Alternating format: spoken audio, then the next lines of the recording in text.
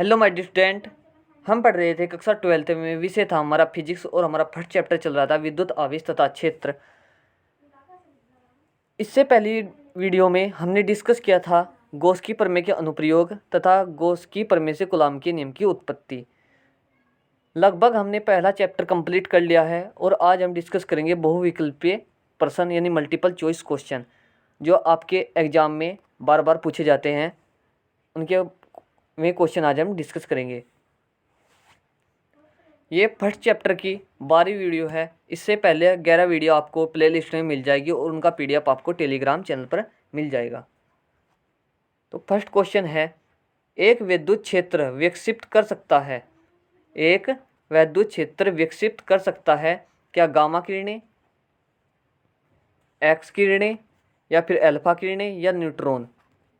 तो एक विद्युत क्षेत्र हमेशा अल्फा किरणें, अल्फा कण विकसित करता है। एक विद्युत क्षेत्र अल्फा कण विकसित कर सकता है। इसका जो राइट आंसर होगा वो होगा ऑप्शन नंबर सी।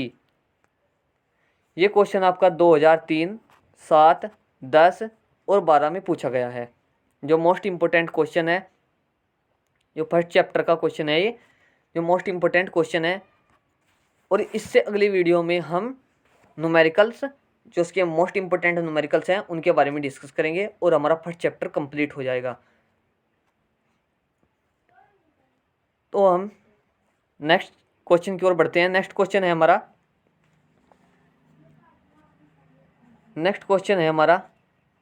Question number 2।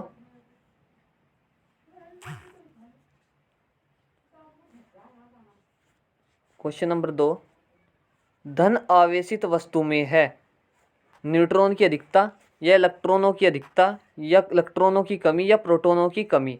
धन आवेशित वस्तु में है। तो धन आवेशित वस्तु में क्या होता है? धन आवेशित वस्तु में होता है इलेक्ट्रॉनों की कमी। मैं आपको बता भी दूँ एग्जाम्पल देकर किस प्रकार इलेक्ट्रॉनों की कमी होती है। जैसे हमारे पास है Na सोडियम। जब हम किसी एलिमेंट यानी किसी पदार्थ में एक इलेक्ट्रॉन देते हैं, किसी को हम जब एक इलेक्ट्रॉन देते हैं तो क्या बदलता है? Negative charge. तो उसके सिरे पर क्या आता है? Negative charge. जब हम उस पर कोई एक इलेक्ट्रॉन लेते हैं, तो जब हम उस पर कोई एक इलेक्ट्रॉन निकालते हैं तो कैसा आता है? Positive charge. हमने इसमें से एक इलेक्ट्रॉन क्या कर दिया? निकाल दिया। तो कैसा आ गया इस पर? Positive charge. अब क्या है इसके पास? इसके पास अभी इलेक्ट्रॉनों की कमी है, क्योंकि इसके पास पॉजिटिव चार्ज है। तो इसके पास क्या कमी है? इलेक्ट्रॉनों की कमी है। एक बार दोबारा और समझ लो। हमारे पास है Na। जब हम इसमें से एक इलेक्ट्रॉन निकालेंगे, Na में से एक इलेक्ट्रॉन, Na में टोटल इलेक्ट्रॉन कितने होते हैं? 11। जब हम इसमें से एक इलेक्ट्रॉन निकालेंगे तो उसके पास कितने इलेक्ट्रॉन बच जाएंगे? टोटल 10। एक इलेक्ट्रॉन निकाल लिया तो उसके सिर पर क्या का चार्ज आ जाएगा? पॉजिटिव चार्ज है, धनावेशित। ये कौन सा आवेश हो जाएगा? धनावेशित। ये धनावेश चार्ज आ जाएगा इसके ऊपर, पॉजिटिव चार्ज। तो इस पर क्या की कमी है? इलेक्ट्रॉनों की कमी है। अगर जो Na नेगेटिव होता तो इस पर इलेक्ट्रॉनों की अधिकता होती। इलेक्ट्रॉन ज़्यादा है क्योंकि इलेक्ट्रॉन हमने एक्स्ट्रा दे रखा है ऐसे, तो इसलिए इलेक्ट्रॉनों की अधिकता हो जाती, इस पर ज़्यादा हो जाती है इलेक्ट्रॉन। अब इस पर क्या है? इलेक्ट्रॉनों की कमी है। इलेक्ट्रॉनों की कमी है क्योंकि एक इलेक्ट्रॉन निकला हुआ है, तो इसलिए क्या है? इलेक्ट्रॉनों की कमी है। तो याद रखना, धन आवेशित वस्तु में है। धन आवेशित वस्तु में क्या होता है? इलेक्ट्रॉनों की कमी होती है। और ऋण आवेशित वस्तु में क्या होता है? इलेक्ट्रॉनों की अधिकता होती है। इलेक्ट्रॉनों की अधिकता क्यों होती है? क्योंकि उसमें एक इलेक्ट्रॉन एंटर करने पर उस पर क्या हो जाएगा? नेगेटिव चार्ज आ जाएगा। क्वेश्चन नंबर 3, 8 कूलाम आवेश में इलेक्ट्रॉनों की संख्या है। 8 कूलाम आवेश में इलेक्ट्रॉनों की कितनी संख्या है? 5 गुणा 10 की पावर 19, या फिर 2.5 गुणा 10 की पावर 19, या फिर 12.8 गुणा 10 की पावर 19, या फिर 1.6 गुणा 10 की पावर 19। तो हमेशा याद रखना, 8 कूलाम आवेश में 5 गुणा 10 की पावर 19 इलेक्ट्रॉनों की संख्या होती है। जिसका राइट आंसर होगा वो होगा ऑप्शन नंबर ए, 5 गुणा 10 की पावर 19। ये देखो आपका क्वेश्चन किन किन वर्षों में पूछा गया है। आपका दूसरा क्वेश्चन 2004 और तीसरा क्वेश्चन 2014 और 2015 में पूछा गया है। ये मोस्ट इम्पोर्टेंट क्वेश्चन है जो एग्जाम में बार बार पूछे जाते हैं। क्वेश्चन नंबर 4 यानी क्वेश्चन नंबर 4, अल्फा कण का आवेश प्रोटॉन के आवेश का 4 गुना होता है या दुगुना होता है या 3 गुना होता है या फिर बराबर होता है। तो अल्फा कण का आवेश प्रोटॉन के आवेश का 2 गुना होता है। अल्फा कण का आवेश प्रोटॉन के आवेश का 2 गुना होता है, याद रखना आप। क्वेश्चन नंबर 5, क्वेश्चन नंबर 4 का जो राइट आंसर होगा ऑप्शन नंबर बी, अल्फा कण का आवेश प्रोटॉन के आवेश का 2 गुना होता है। क्वेश्चन नंबर 5 है, यदि 1 प्लस यूसी तथा 4 प्लस यूसी के 2 आवेशित कण 10 सेंटीमीटर की दूरी पर रखे हों तो उन पर लगने वाले बलों का अनुपात होगा। मैं आपको बता दूं यूसी और एमसी क्या होता है। यूसी का मतलब होता है यूसी का मतलब होता है माइक्रो कूलम।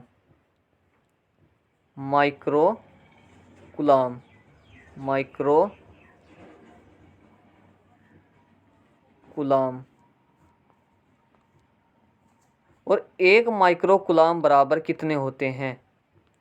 1 माइक्रो कूलम बराबर होता है 10⁻⁻6 कूलम। ये तो होगा माइक्रो कूलम। अब देखते हैं एमसी क्या होता है। एमसी इसका मतलब क्या होता है? मिली कूलम।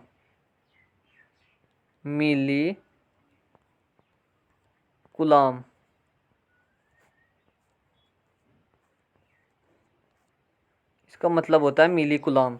और 1 मिली कूलम बराबर क्या होता है? 1 मिली कूलम बराबर क्या होता है? 10⁻³ कूलम। याद रखना है, क्योंकि न्यूमेरिकल में जब हम अगली वीडियो में न्यूमेरिकल करेंगे तो उसमें इनकी आवश्यकता हो सकती है। तो हमारा 5वां क्वेश्चन चल रहा था। क्वेश्चन नंबर 5 है, यदि 1 प्लस यूसी तथा 4 प्लस यूसी के 2 आवेशित कण 10 सेंटीमीटर की दूरी पर रखे हो तो उन पर लगने वाले बलों का अनुपात होगा। यह आपका क्वेश्चन 2005, 2014 और 2015 में पूछा गया है। जो इसका राइट आंसर होगा वो होगा ऑप्शन नंबर डी, यानी 1:1। यानी 1 प्लस यूसी तथा 4 प्लस यूसी, यानी यूसी का मतलब माइक्रो कूलम के 2 आवेशित कण 10 सेंटीमीटर की दूरी पर रखे हो तो उन पर लगने वाले बलों का अनुपात 1:1 होता है। ठीक है, तो आपका राइट आंसर क्या होगा? Option number D. Question number 6, 2 समरूप धातु के गोलों को क्रमशः +Q तथा -Q आवेश दिए गए हैं तो दोनों गोलों के द्रव्यमान बराबर होंगे, या फिर धनावेशित गोले का द्रव्यमान ऋणावेशित गोले के द्रव्यमान से कम होगा, या फिर ऋणावेशित गोले का द्रव्यमान धनावेशित गोले के द्रव्यमान से कम होगा, या इनमें से कोई नहीं। मैं आपको एक्सप्लेन कर दूं किस प्रकार का क्वेश्चन है। मान लो आपके पास 2 गोले हैं, एक गोला तो ये रहा और एक गोला ये रहा। समरूप का मतलब है समान रूप, दोनों के समान रूप होने चाहिए। इसका भी समान रूप है, इसका भी समान रूप है। इस पर +Q आवेश है और ये -Q आवेश है। समझिए, याद रखना धनावेशित जिस पर ऋणावेशित चार्ज होगा उसका आकार हमेशा बड़ा होता है, और धनावेशित गोले का आकार छोटा होता है। ऋणावेशित गोले का आकार क्या होता है? बड़ा होता है, और धनावेशित गोले का आकार कैसा होता है? छोटा होता है। इसलिए ऋणावेशित गोले का द्रव्यमान भी क्या होगा? बड़ा होगा। धनावेशित गोले का आकार कैसा होगा? जब छोटा है तो द्रव्यमान कैसा होगा इसका? द्रव्यमान भी इसका छोटा होगा। अब ऑप्शन ढूंढो उसमें कि ऋणावेशित गोले का द्रव्यमान धनावेशित गोले के द्रव्यमान से ज़्यादा होता है, धनावेशित गोले का द्रव्यमान ऋणावेशित गोले के द्रव्यमान से कम होता है। चाहे तो आप इस प्रकार कह सकते हो धनावेशित गोले का द्रव्यमान ऋणावेशित गोले के द्रव्यमान से कम होगा। इसका जो राइट आंसर है वह है ऑप्शन नंबर बी, धनावेशित गोले का द्रव्यमान ऋणावेशित गोले के द्रव्यमान से कम होगा। ये भी एक इम्पोर्टेंट क्वेश्चन है कि 2004 में आपका क्वेश्चन पूछा गया है। क्वेश्चन नंबर 7, क्वेश्चन नंबर 7 है,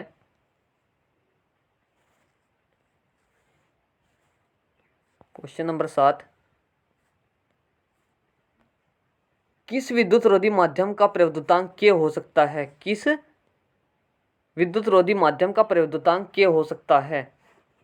-3 का, या फिर 0 का, या 0.7 का, या 6.0 का? किस विद्युत रोधी माध्यम का प्रविद्युतांक K हो सकता है? किसका हो सकता है? जो उसका राइट आंसर होगा वो होगा ऑप्शन नंबर डी, 6 का, यानी 6.0 का प्रविद्युतांक K हो सकता है। ठीक है, इसे आप याद रखना। क्वेश्चन नंबर 8, किस कुचालक के लिए प्रविद्युतांक K नहीं हो सकता? किस कुचालक के लिए प्रविद्युतांक K नहीं हो सकता? 2 के लिए, या फिर 50 के लिए, या C के लिए यानी 1000, या D के अनंत के? तो उसका राइट आंसर होगा वो होगा ऑप्शन नंबर डी, अनंत के लिए प्रविद्युतांक K नहीं हो सकता। अनंत तो अनलिमिटेड है, इसलिए किसी कुचालक के लिए प्रविद्युतांक K नहीं हो सकता अनंत के लिए। ठीक है, ये भी आपका क्वेश्चन 2006 में पूछा गया है। क्वेश्चन नंबर 9, क्वेश्चन नंबर 9 है, कुछ दूरी पर रखे दो बिंदु आवेश, सॉरी 8 रह गया हमारा क्वेश्चन, क्वेश्चन नंबर 8, जो क्वेश्चन नंबर 8 ही पढ़ा हमने ये वाला। तो क्वेश्चन नंबर 9 है,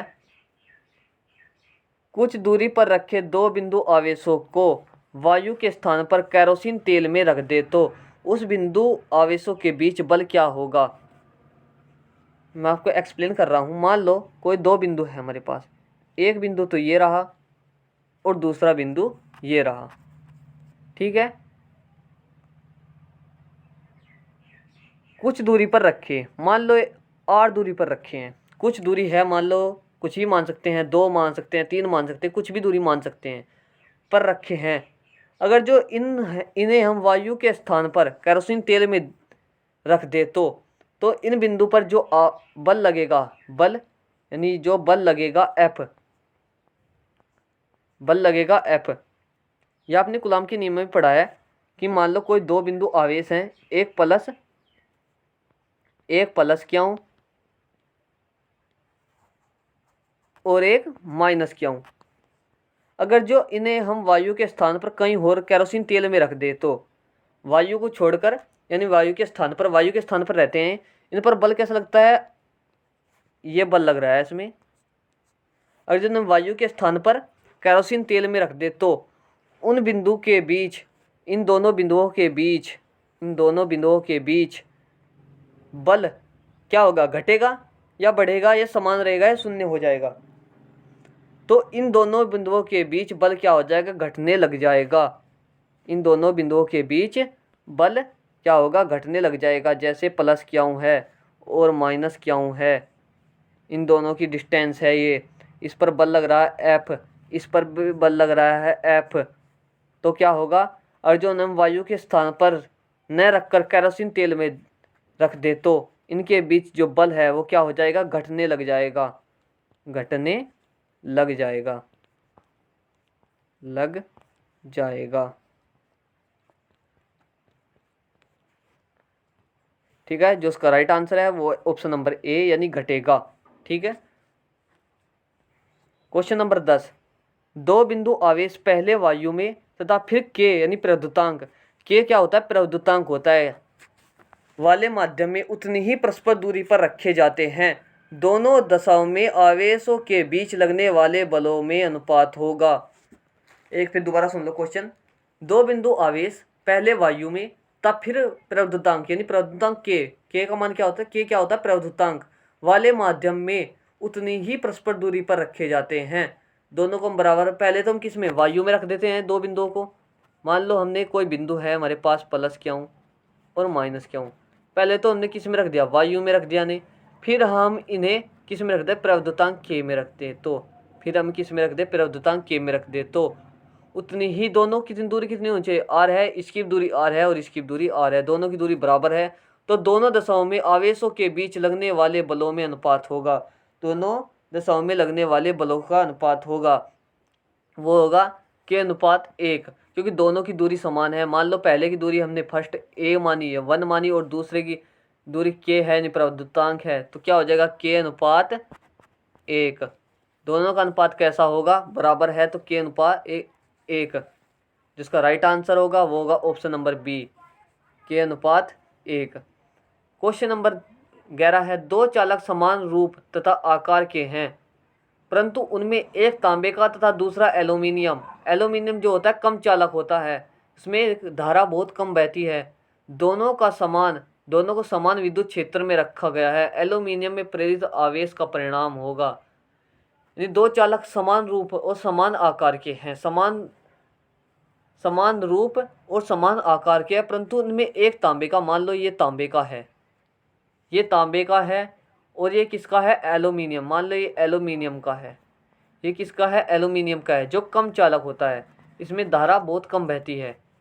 दोनों को समान वैद्युत क्षेत्र में रख दे। मान लो हम इस वैद्युत क्षेत्र में रख दिया तो एल्यूमिनियम में प्रेरित आवेश का परिमाण, एल्यूमिनियम कौन सा है, ये एल्यूमिनियम है, इसमें आवेश का परिमाण क्या होगा, आवेश कैसा होगा, तो इसमें आवेश का परिमाण कैसा होगा,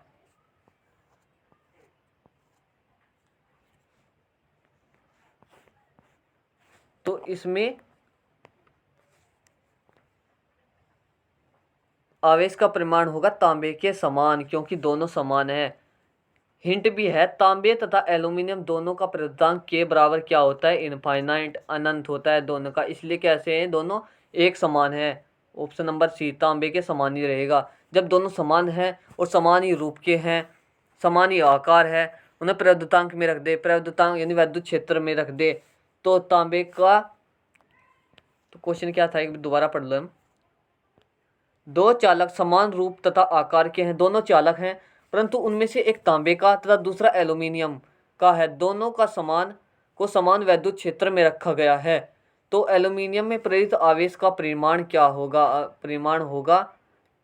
तांबे के समान ही होगा, क्योंकि दोनों समान ही आकार के हैं, समान ही रूप के हैं, दोनों चालक हैं, इसलिए तांबे का भी, जिसमें दोनों का प्रयोगांक के कैसा होगा, इनफाइनाइट होगा, इसलिए क्या होंगे, दोनों समान होंगे, यानी तांबे के समान ही होगा एल्यूमिनियम का परिमाण। जो इसका राइट आंसर होगा वो होगा ऑप्शन नंबर सी, तांबे के समान।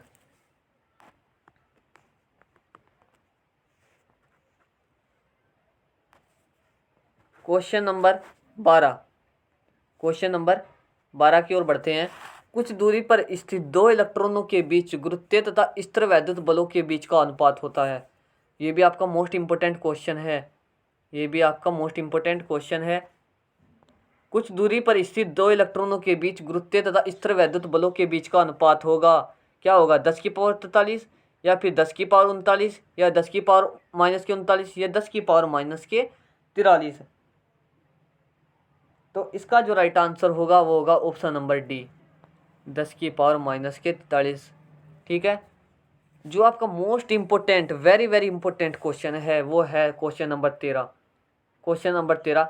मैंने आपको बताया भी था किस प्रकार हम इसकी निर्वात की विद्युतशीलता का मान निकाल सकते हैं, मात्रक निकाल सकते हैं, यानी एप्सिलॉन नोट का मात्रक निकाल सकते हैं। मैंने इसकी मात्रक भी निकालना सिखा रखा है और इसकी वीमा भी। जो इसका आप राइट आंसर आप स्वयं देना, क्योंकि मैंने आपको वीमा और मात्रक दोनों बता रखे हैं किस प्रकार इसका निकाल सकते हैं। नहीं आपको पता होगा तो आप मुझे कमेंट करके बताना, मैं आपको बता दूंगा। वैसे भी आपको पता होगा क्योंकि मैंने निकालने के बता रखे हैं, इस प्रकार हम निकाल सकते हैं वीमा भी और मात्रक भी। क्वेश्चन नंबर 14 है हमारा, दो आवेशों Q1 तथा Q2 के बीच लगने वाला कूलाम बल F बराबर A Q1 Q2 बटे r² है। इस बल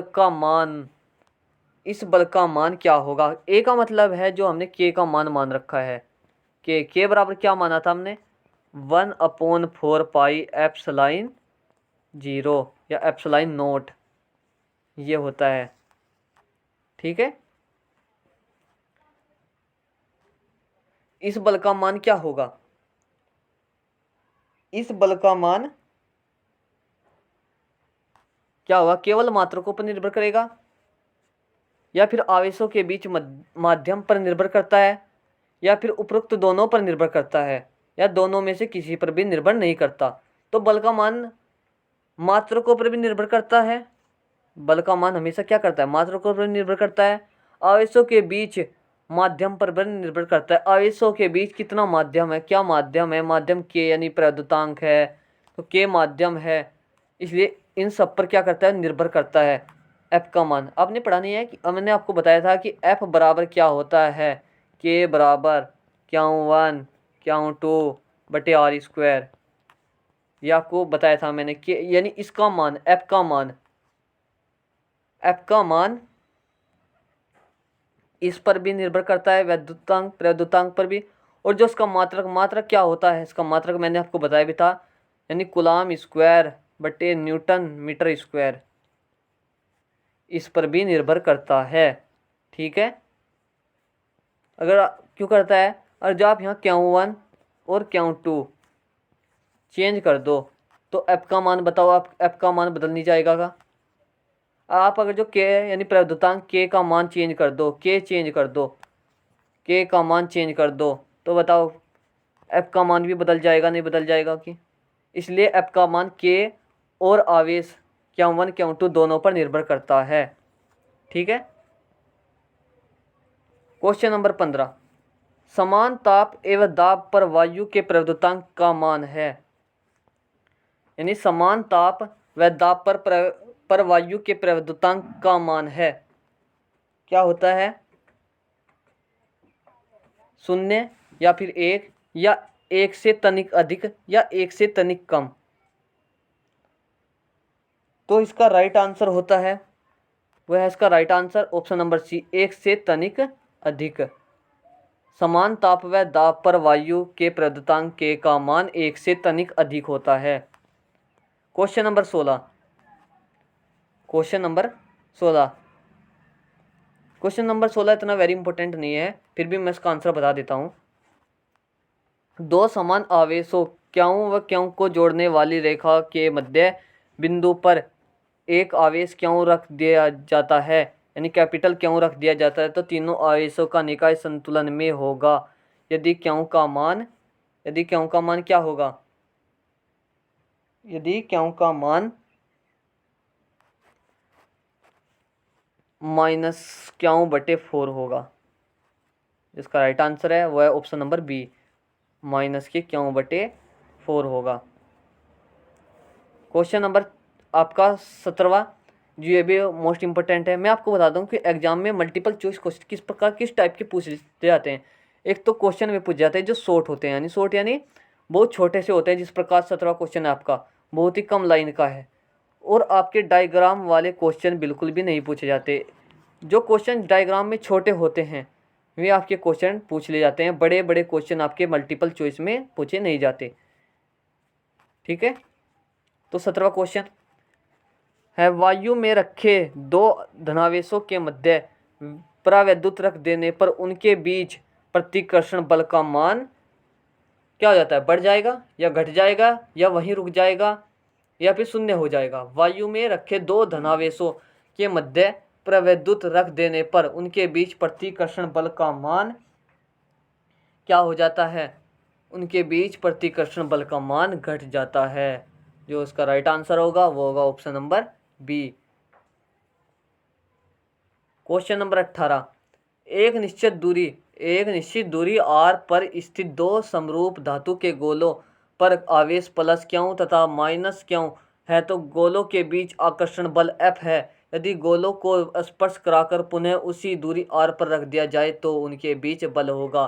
कौन सा बल होगा, F या F/2 या फिर F/4 या फिर F/8।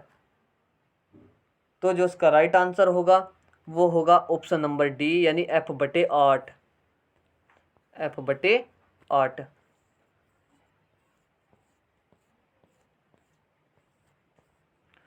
क्वेश्चन नंबर 19, मैं आपको फास्टली बता रहा हूँ कि क्योंकि दमादम क्वेश्चन करने हैं। इलेक्ट्रॉन के आवेश तथा संहित का अनुपात होता है,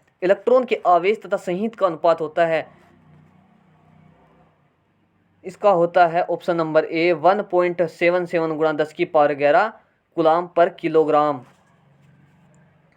इलेक्ट्रॉन के आवेश तथा संयुक्त का अनुपात होता है, हमेशा ये याद रखना, 1.77 गुणा 10⁻11 coulomb per kilogram. Question number 20 जो वेरी वेरी इंपॉर्टेंट है, वैद्युत क्षेत्र की तीव्रता का मात्रक होता है। वैद्युत क्षेत्र की तीव्रता का मात्रक होता है, बताओ अच्छा वैद्युत क्षेत्र तीव्रता का मात्रक क्या होता है। मैंने आपको निकलवा के बताया था क्या होता है। वैद्युत क्षेत्र की तीव्रता का मात्रक होता है न्यूटन प्रति कूलम, क्योंकि वैद्युत क्षेत्र तीव्रता का मान क्या होता है, F/Q नोट। F का मात्रक न्यूटन और कूलम का मात्रक आवेश का मात्रक कूलम, ये इसका मात्रक होता है। मैंने इसकी विमा बताई थी किस प्रकार की विमा निकलती है। ये हो गया 2 मान है, 2 मान मैंने आपको दोनों मान बता रखे हैं कि कौन दोनों मान बता रखे हैं। तो क्वेश्चन नंबर 11 देखो, दोनों टाइप के बन गए क्वेश्चन, जो दोनों वेरी वेरी इंपॉर्टेंट है। देखो कितने वर्ष पूछे गए, 2004, 8, 11, 15, 16। ये भी क्वेश्चन 2004, 8, 14। दोनों क्वेश्चन मैंने आपको बता रखे हैं किस प्रकार हम वैद्युत क्षेत्र तीव्रता का मान निकाल सकते हैं, यानी मात्रक निकाल सकते हैं। विमा बता रखी है मैंने किस प्रकार विमा भी निकाल सकते हैं। यह 21वां क्वेश्चन, वैद्युत क्षेत्र तीव्रता का मात्रक है। वैद्युत क्षेत्र की तीव्रता का मात्रक क्या होता है, बताओ जल्दी से। वैद्युत क्षेत्र की तीव्रता का मात्रक होता है वोल्ट प्रति मीटर। वैद्युत क्षेत्र की तीव्रता का मात्रक होता है वोल्ट प्रति मीटर। ठीक है। क्वेश्चन नंबर 22, एक इलेक्ट्रॉन जिस पर आवेश E तथा द्रव्यमान m हो है एक समान वैद्युत क्षेत्र में E में गतिमान है, तो इसका त्वरण क्या होगा। इसका त्वरण क्या होगा, तो उसका राइट आंसर है वो है option number C, capital E small e बटे m। मैं आपको फर्स्टली बता रहा हूँ इसलिए क्योंकि मुझे और क्वेश्चन करने हैं ना, बहुत क्वेश्चन। ये देखो आपका CBSE में पूछा गया है, ये तो CBSE में क्वेश्चन पूछा गया है। वैसे ही क्वेश्चन इतना इंपॉर्टेंट क्वेश्चन नहीं है, इसलिए मैं इस क्वेश्चन को छोड़ रहा हूँ। इसका मैं सिर्फ आंसर आपको बता रहा हूँ। जो क्वेश्चन 23 क्वेश्चन है, इसका राइट आंसर होगा वो होगा ऑप्शन नंबर ए, दोनों ऋणात्मक हैं। इसका PDF आपको टेलीग्राम चैनल पर मिल जाएगा। और जो आपको वीडियो पसंद आ रही है तो हमारे चैनल सब्सक्राइब करें, लाइक करें और कमेंट करें, बताइए कि आपको वीडियो कैसी लगी है। फिर हम नेक्स्ट वीडियो आपके लिए इससे बेहतर लाएंगे। वैद्युत द्विध्रुव आवरण एक वेक्टर होता है जिसकी दिशा होती है। बताओ वैद्युत द्विध्रुव आवरण एक वेक्टर होता है जिसकी दिशा होती है, इसका होता है ऑप्शन नंबर डी, ऋणावेश से धनावेश की ओर। ये मैंने बताया भी था आपको, वैद्युत द्विध्रुव आवरण एक वेक्टर होता है जिसकी दिशा होती है ऋणावेश से धनावेश की ओर। क्वेश्चन नंबर 25 है, किसी विद्युत द्विध्रुव के वैद्युत क्षेत्र की तीव्रता सुदूर बिंदुओं पर जिनकी दूरियां r है अनुक्रमानुपाती है। तो उसका जो राइट आंसर होगा वो होगा ऑप्शन नंबर सी, 1/r⁻3। यानी किसी विद्युत द्विध्रुव के वैद्युत क्षेत्र की तीव्रता सुदूर बिंदुओं पर यानी बहुत दूर बिंदुओं पर जिनकी दूरियां r है, तो उसके अनुक्रमानुपाती होता है 1/r⁻3 के अनुक्रमानुपाती होता है। क्वेश्चन नंबर 26, वैद्युत क्षेत्र E में P आघूर्ण वाले द्विध्रुव पर लगने वाला बल आघूर्ण है। वैद्युत क्षेत्र E में द्विध्रुव P आघूर्ण वाले द्विध्रुव पर लगने वाला बल है, क्या बल होता है। मैंने आपको निकलवा के बताया था एक क्वेश्चन, कौन सा, कि वैद्युत क्षेत्र के कारण वैद्युत द्विध्रुव के कारण बल युग्म आघूर्ण, वही टाइप क्वेश्चन है। क्या निकाला था हमने, P गुणा साइन थीटा, ये निकाला था हमने, साइन थीटा ये निकाला था हमने वहाँ पर। तो क्या होगा, इसमें होगा P गुणा E। तो देखो P गुणा E कहाँ है, ये है P गुणा E। तो उसका राइट आंसर क्या है, P गुणा E, क्योंकि आए यूनिट वेक्टर हैं। ये आपका न्यूमेरिकल है, इस न्यूमेरिकल को आप छोड़ सकते हैं क्योंकि मुझे जब नेक्स्ट टाइम न्यूमेरिकल करवाऊंगा तो अगली वीडियो में न्यूमेरिकल करवाऊंगा तो अब हम इसे न्यूमेरिकल में सोल्व करेंगे। मैं इसका आपको आंसर बता रहा हूँ, सिर्फ आप इसे ट्राई करके देखना, नहीं निकला तो हम नेक्स्ट वीडियो में इसे निकालेंगे। इसका राइट आंसर है 6.0 गुणा 10⁻⁻8 कूलम मीटर। इसे मैं अगली वीडियो में आपके क्वेश्चन को सोल्व करवाऊंगा। जो इतने न्यूमेरिकल्स आ रहे हैं मैं अगली वीडियो में सोल्व करवाऊंगा, मैं इस वीडियो में इन्हें सोल्व नहीं करूँगा, ठीक है। क्योंकि जब हमें न्यूमेरिकल करने हैं तो हम शुरू से न्यूमेरिकल निकालेंगे और लास्ट तक न्यूमेरिकल करवाएंगे। ठीक है, न्यूमेरिकल्स आप छोड़ सकते हो अभी के लिए। ये भी देखो क्वेश्चन, एक आवेश जो एक विद्युत द्विध्रुव से किसी दूरी पर अक्षीय स्थिति में एक बल F का अनुभव करता है, यदि आवेश की दूरी दुगनी कर दी जाए तो आवेश पर लग रहा बल होगा, क्या होगा? एक आवेश में एक विद्युत द्विध्रुव से किसी दूरी पर अक्षीय स्थिति में एक बल F का अनुभव करता है, यदि आवेश की दूरी दुगनी कर दी जाए तो आवेश पर लग रहा बल क्या होगा?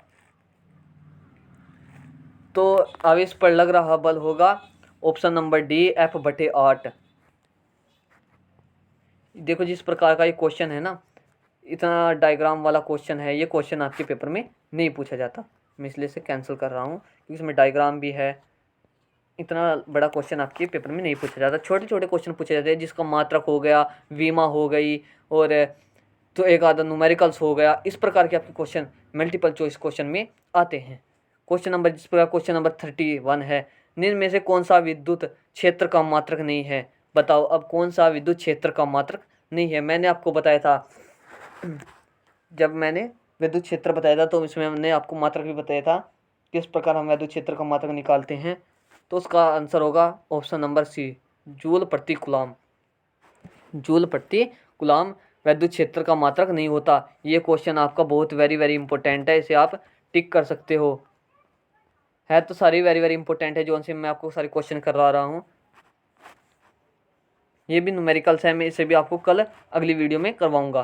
क्वेश्चन नंबर 33 है, यानी 33वां क्वेश्चन है, किसी विद्युत द्विध्रुव के कारण विद्युत क्षेत्र की तीव्रता होती है। किसी विद्युत द्विध्रुव के कारण विद्युत क्षेत्र की तीव्रता क्या होती है? विद्युत द्विध्रुव का मध्य बिंदु पर शून्य होगी, या विद्युत द्विध्रुव की निरक्ष के सभी बिंदुओं पर शून्य होगी, या निरक्ष के सभी बिंदुओं पर द्विध्रुव के लंबवत होगी, या निरक्ष के सभी बिंदुओं पर द्विध्रुव के समांतर होगी।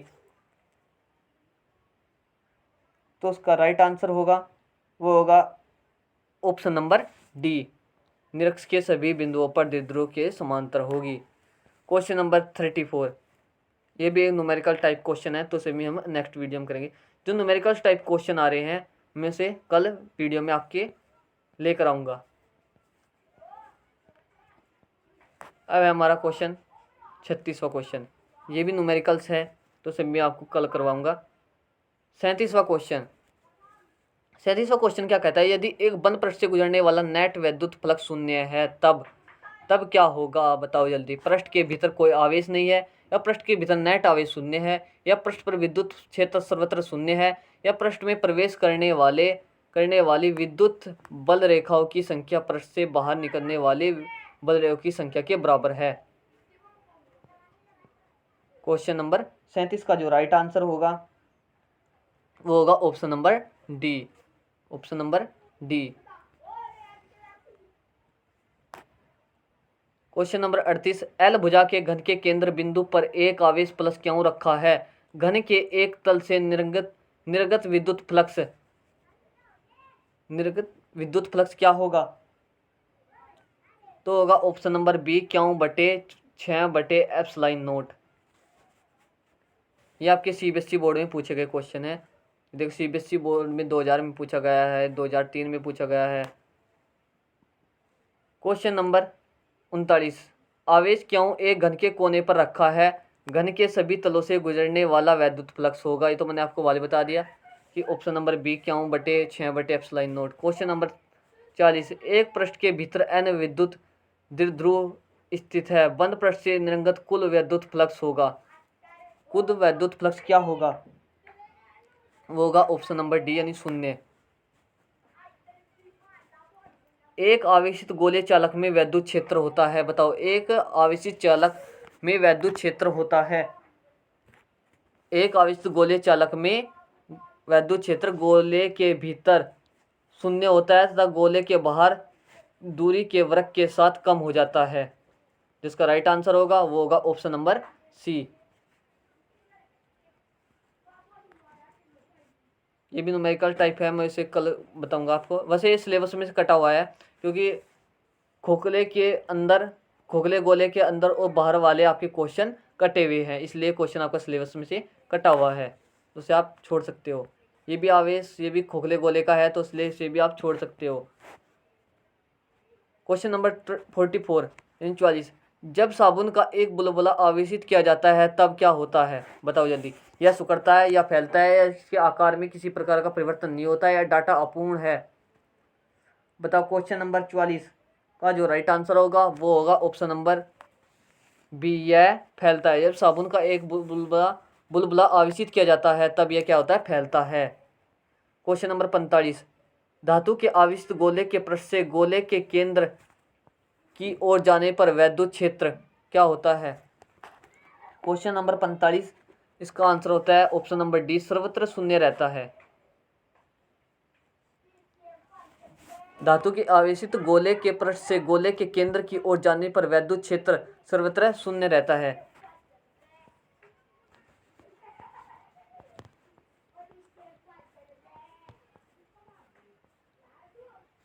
आपका क्वेश्चन है 46, आर त्रिज्या के गोले के संपूर्ण आयतन से आवेश एक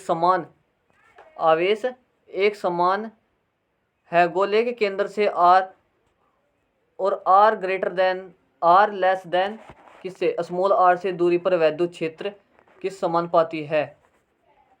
इसका जो राइट आंसर होगा वो होगा ऑप्शन नंबर सी यानी आर के। ये इतना मोस्ट इंपोर्टेंट क्वेश्चन नहीं है। ये क्वेश्चन जो 47 क्वेश्चन है ये आपका मोस्ट इंपोर्टेंट क्वेश्चन है। प्रश्न 46 में गोले के केंद्र से आर और आर ग्रेटर देन है किससे? कैपिटल आर से, तो दूरी पर वैद्युत क्षेत्र समानुपाती है किसके? जिसका राइट आंसर होगा वो होगा option number D, R square.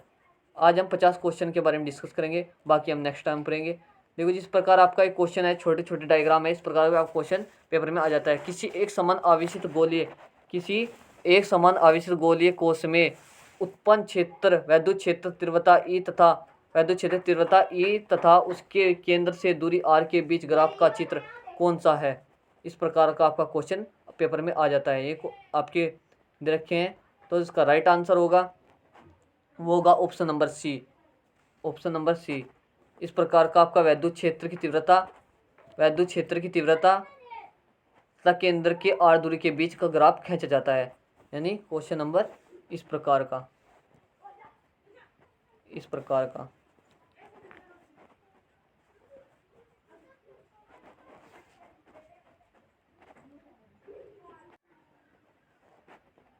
Question number